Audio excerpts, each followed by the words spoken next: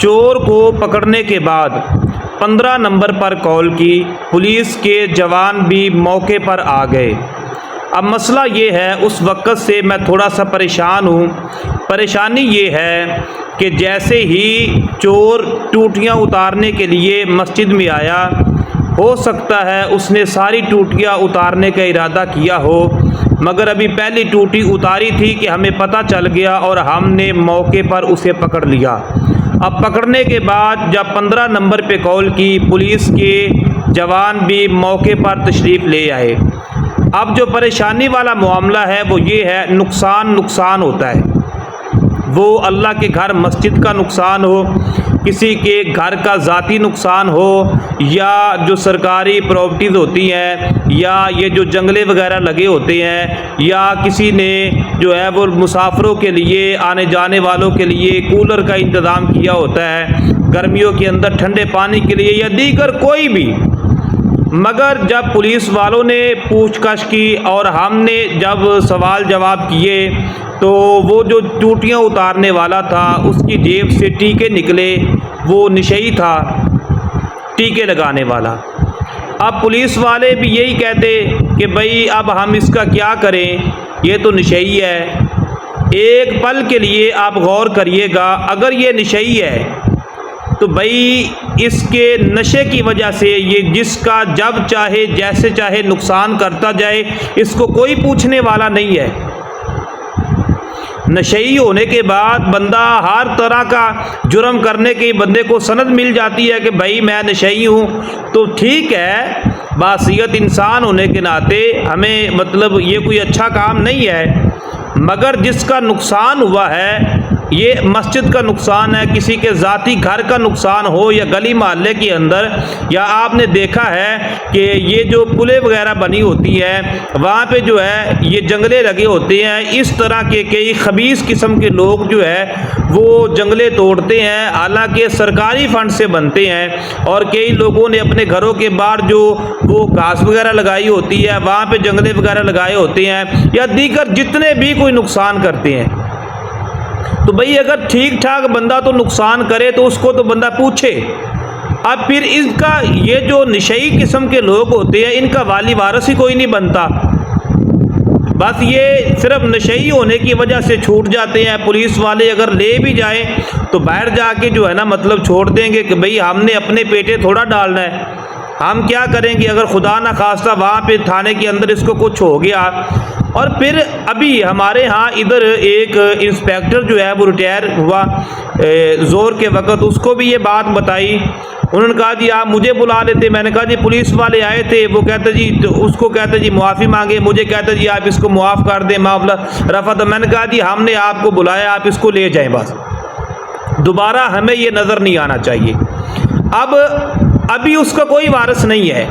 پھر اس پولیس والے بھائی نے مجھے بتایا جو میرا نواز، اس نے کہا جی اصل میں بات یہ ہے کہ اب ان کا کوئی وارث نہیں ہے۔ کہا ایسے ہی پولیس والے بھی ان سے ڈرتے ہیں، کہتے ایسے ہی ایک ایس ایچ او جو ہے یہ کوئی اس طرح کا وقوع تھا، وہ نشئی تھا، اس کو پکڑ کے حوالات میں بند کر دیا، خدا کی کرنی ایسی، اس کی موت کا وقت قریب تھا، پہلے کوئی وارث نہیں تھا، اس کو رات کو اٹیک ہوا، وہ فوت ہو گیا۔ اب صبح اس کے ایس ایچ او کے اوپر جو انویسٹیگیشن ہوتا ہے اس کے اوپر منشی کے اوپر جو ہے 302 کے مقدمے، یعنی پولیس والے بیچارے خود پریشان ہیں، عوام بھی پریشان ہے۔ اس لیے اگر کوئی نہ کوئی حکومت کا حق بنتا ہے کہ یہ جو جہاز ہوتے ہیں نا، یہ جو ٹھیک ہے، پہلی بات تو یہ ہے یہ جو اس طرح کا نشہ آور چیزیں بنانے والے بھی کائنات کے کمینے ترین لوگ ہیں، ان کو سیل کرنے والے بھی کمینے ترین لوگ ہیں، اور پھر خرید کر جو ہے استعمال کرنے والے کائنات کے بدترین قسم کے لوگ ہیں، اور ان کی جو ہے نا ان کے اوپر دست شفقت رکھنے والے، بنانے والوں کے اوپر، بیچنے والوں کے اوپر اور خریدنے والے، یعنی یہ جب یہ کوئی چیز کسی کی اٹھاتے ہیں، اٹھا کے جب بیچنے کے لیے جاتے ہیں، وہ کتنے کمینے قسم کے لوگ ہیں جو ہزاروں کی چیز جو ہے وہ ان سے بالکل معقول 200-400 روپے میں رکھ لیتے ہیں۔ بھائی خریدنے والوں کو بھی غور و فکر کرنی چاہیے، جب خریدنے والے خریدیں گے ہی نہیں تو یہ کیوں اس طرح کے کام کریں گے؟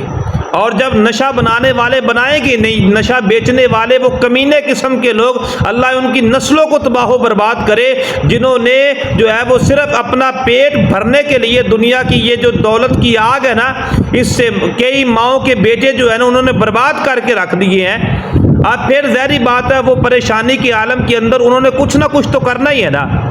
اب سوال یہ ہے کہ اگر کوئی اس طرح کا کام کرتا ہے تو اس کا ذمہ دار کون ہے؟ اس کا ذمہ دار کون ہے؟ ظاہری بات ہے بھائی نقصان تو جس کا ہوا ہوا، اب پھر یہ جہاز بن کے نشئی بن کے تو نہیں چھوٹے گا نا۔ اب اکثر ہم نے سنا ہے یا تو اس طرح کا کوئی پلان بنایا جائے کہ اکثر سنا جی فلاں گلی کے اندر فالتو کتے تھے، وہ بلدیہ والے آئے یا دیگر دوسرے تیسرے آئے، انہوں نے گوشت کھلایا، زہر لگا کے مار دیا۔ بھائی وہ کتے تو جو بے زبان ہے، وہ کتے تو کسی کو نقصان نہیں دیتے۔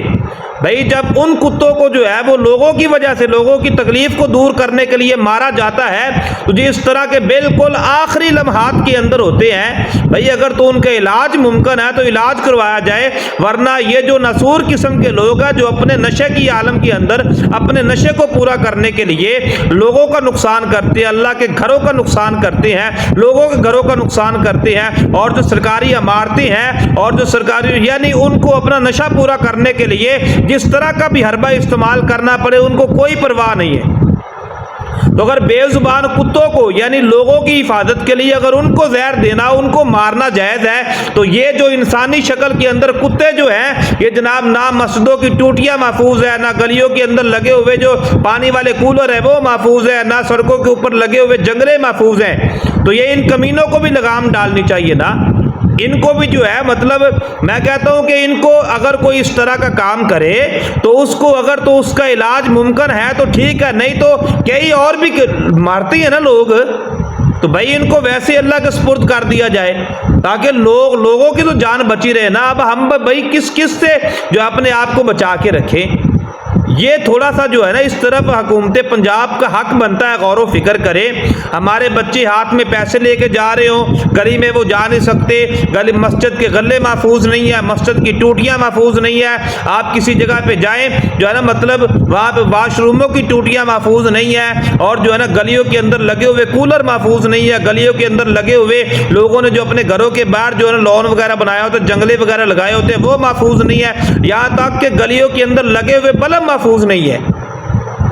تو بات کرنے کا مقصد یہ ہے کہ یہ جو اس طرح کے لوگ ہیں اگر کوئی پکڑا جائے تو اس کو نشئی سمجھ کر کے بھئی ہمارے پولیس والوں کا بھی تحفظ کرنا چاہیے،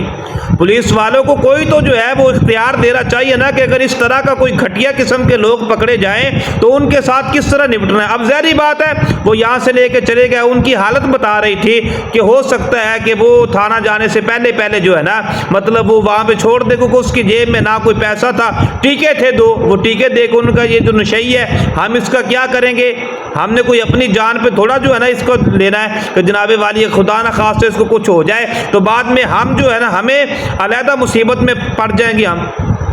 تو بات کرنے کا مقصد یہ ہے کہ ان کے لیے یہ جو جہاز قسم کے لوگ ہیں نا بھئی پولیس کو کوئی اختیار دیا جائے، لوگوں کو کوئی اختیار دیا جائے، یعنی جب یہ پھنستے اس وقت ان کا کوئی بھی نہیں ہوتا، اور خدا نہ خواستہ اگر ان کو کچھ ہو جاتا ہے تو پھر ان کے بڑے وارث آ جاتے ہیں، پھر جناب والی پرچے ہو جاتے ہیں، پھر ان کے بڑے وارث نکل آتے ہیں۔ بھئی جب پہلے کوئی وارث نہیں تھا تو بعد میں کون سا؟ اس لیے پولیس کے پاس مکمل اختیار ہونا چاہیے، اور عوام کو جو ہے نا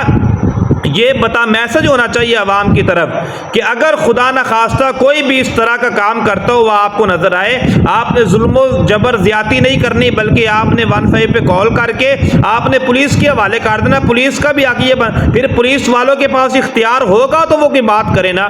ان کو یہ ڈر ہے کہ بھئی اگر اس کا نشہ پورا نہ ہوا مر گیا تو ہماری نوکری خطرے میں پڑ جائے گی۔